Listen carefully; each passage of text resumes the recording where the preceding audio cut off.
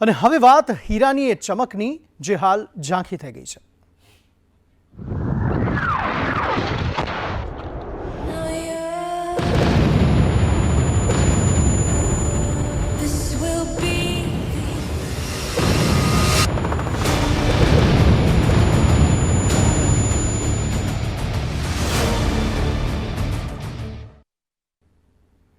Russia Ukraine યુદ્ધને 3 મહિનાથી પણ વધુ સમય થઈ ગયો છે, ત્યારે આ યુદ્ધને પગલે ખાદ્યાન્ન કટોકટી તો સર્જાઈ રહી છે, પરંતુ અન્ય દેશોના ઉદ્યોગો પર પણ તેની માઠી અસર પડી રહી છે। એવો જ ઉદ્યોગ છે હીરા ઉદ્યોગ। મુંબઈ અને સુરતમાં ધમધમતો હીરા ઉદ્યોગ આ યુદ્ધને પગલે જોખમાયો છે અને તેની પર લાગી શકે છે મંદીનું ગ્રહણ।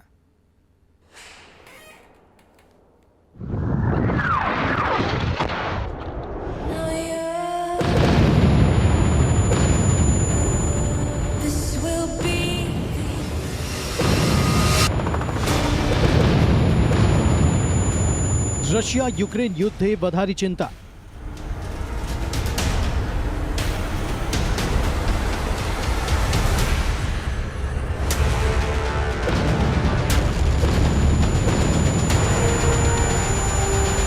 જંગની ભારત પર આડઅસર।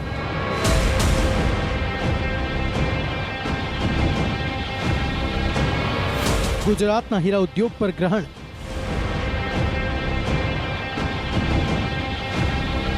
બેરોજગારીના ઘેરાતા વાદળો।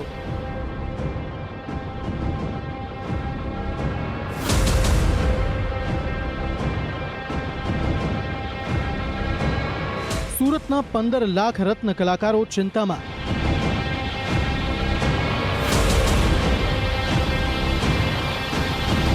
હીરાની ચમક થઈ રહી છે ઝાંખી। રશિયા યુક્રેન યુદ્ધને 107 દિવસથી પણ વધુ સમય થઈ ગયો છે।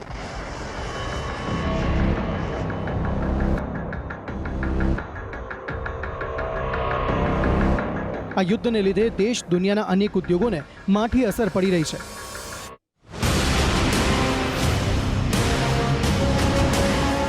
આ યુદ્ધને લીધે ગુજરાતના હીરા ઉદ્યોગની પણ ચમક છીનવાઈ રહી છે।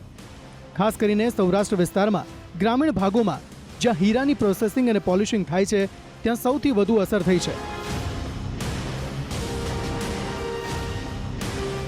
આ યુનિટ રશિયાથી નાના આકારના હીરાઓની આયાત કરે છે।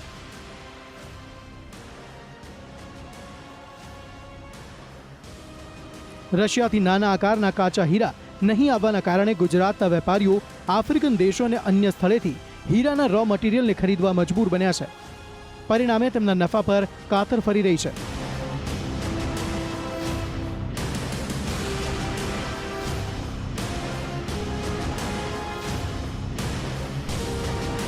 ગુજરાતના હીરા ઉદ્યોગમાં અંદાજિત 15 લાખથી વધુ કારીગરો કામ કરે છે।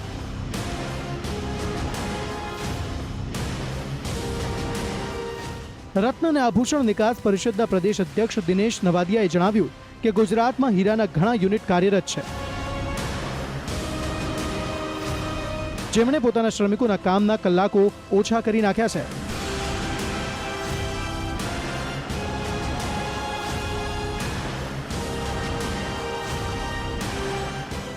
જેને કારણે રત્ન કલાકારોની આવક પ્રભાવિત થઈ રહી છે। મોટા આકારના હીરાની પ્રોસેસિંગ મુખ્ય રીતે સુરત શહેરના એકમોમાં થાય છે।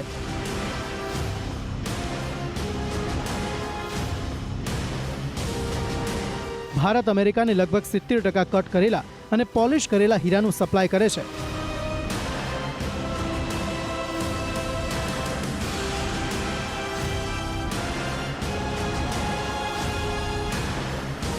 પરંતુ રશિયા યુક્રેન યુદ્ધના કારણે તેમણે रशियन कंपनियों पर प्रतिबंध लगावी दीधो है। Russia diamond supply raw material के सप्लाई के अंदर उसकी हिस्सेदारी 28% था, और ऐसे देखें तो पीसीज वाइज जो पतली साइज़ का माल रशिया में से ही मिल रहा था, और हर महीने हम 1,75,000 कैरेट का डायरेक्ट इनडायरेक्ट सूरत के अंदर मैन्युफैक्चरिंग के लिए रो मटेरियल इंपोर्ट हो रहा था। सालाना 4.81 बिलियन डॉलर का एक्सपोर्ट था अल्रोजा कंपनी का। लेकिन यूक्रेन और रशिया का युद्ध के कारण अमेरिका ने जो बैन लगाया है, उसकी इफेक्ट अभी सूरत के डायमंड इंडस्ट्री को देखने को मिल रही है। आज गुजरात के रूरल एरिया के अंदर खास करके भावनगर, अमरेली, जूनागढ़, राजकोट, पालनपुर, विसनगर, ये सब एरिया के अंदर जो रशियन रफ आ रही थी वो रफ का ही कट एंड पॉलिश हो रहा था, पतली साइज़ का। आज गुजरात के अंदर 100 डायमंड कट एंड पॉलिश होता था, तो इसमें से 60 या 65 नंग रशियन मटेरियल रफ का ही था। तो ये शॉर्ट सप्लाई के कारण अभी यहाँ के लोगों ने टाइम भी कट आउट किया है, 8 घंटे से 6 घंटा भी कर दिया है। और वीक के अंदर पहले एक ही संडे की रजा थी और फिर सैटरडे संडे को भी रजा रखने लगे हैं, कारण कि रॉ मटेरियल की अवेलेबिलिटी नहीं है। કેટલીક મોટી યુએસ કંપનીઓ તેમને પહેલેથી જ ઈમેલ મોકલીને જણાવી રહી છે કે તેઓ રશિયન સામાન નહીં ખરીદે, જેના કારણે ગુજરાતમાં મુખ્યત્વે સૌરાષ્ટ્રના ભાવનગર, રાજકોટ, અમરેલી અને જૂનાગઢ જિલ્લાઓ સહિત રાજ્યના હીરા ઉદ્યોગના કામદારોને માઠી અસર થઈ છે।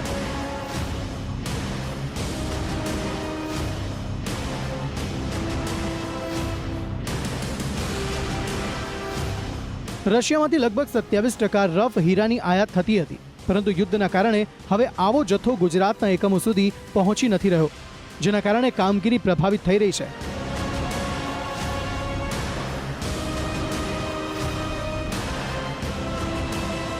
ગુજરાતમાં ડાયમંડ પ્રોસેસિંગ સાથે સંકળાયેલા લગભગ 50% કર્મચારીઓ નાના કદના હીરા પર કામ કરે છે, જે સ્થાનિક રીતે પટલી તરીકે ઓળખવામાં આવે છે।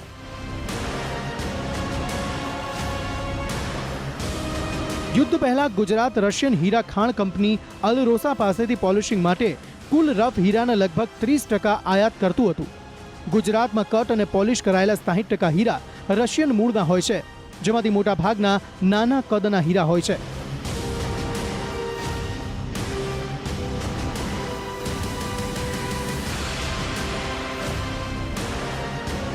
અમરેલી જિલ્લામાં હીરાના એકમો અન્ય સોર્સથી હીરાનો પુરવઠો મંગાવવા માટે શ્રેષ્ઠ પ્રયાસો કરી રહ્યા છે। આફ્રિકન દેશોમાં નાના માઇનર્સ અને ચીનની લેબોરેટરીમાં બનતા નાના કદના હીરાની આયાત કરવામાં આવી રહી છે, પરંતુ આવા હીરાના ભાવ વધી ગયા છે અને તેના કારણે નફાનો ગ્રાફ ઘટી ગયો છે।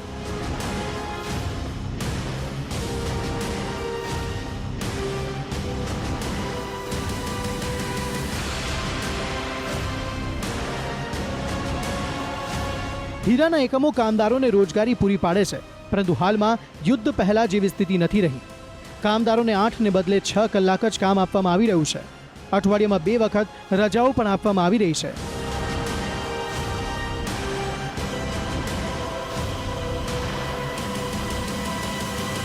અત્યાર સુધી ઉત્પાદકો નુકસાનનો સામનો કરવા છતાં સેફ હતા, પરંતુ હવે ઉત્પાદન ખર્ચ વધી ગયો છે અને તૈયાર માલના યોગ્ય ભાવ પણ નથી મળી રહ્યા, જેને પગલે હીરાના એકમો કર્મચારીઓના કામના કલાકો ઘટાડી મર્યાદિત રોજગારી પૂરી પાડવા મજબૂર બન્યા છે।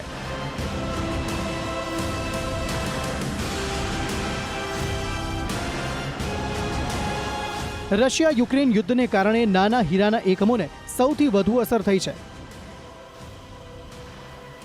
ત્યારે જો યુદ્ધ વહેલી તકે પૂર્ણ નહીં થાય તો આવનારા સમયમાં હીરા ઉદ્યોગની માઠી બેસશે તે નક્કી છે। બ્યુરો રિપોર્ટ, સંદેશ ન્યૂઝ।